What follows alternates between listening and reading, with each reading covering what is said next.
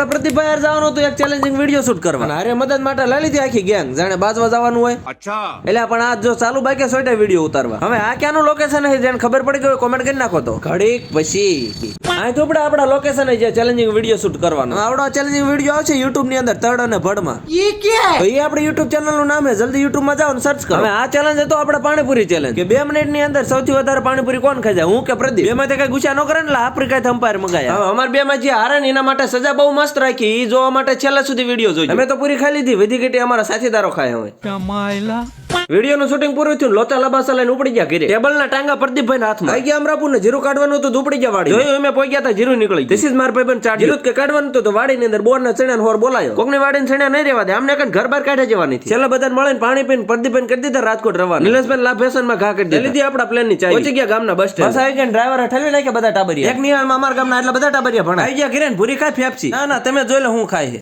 મીઠા બોળે ને પછી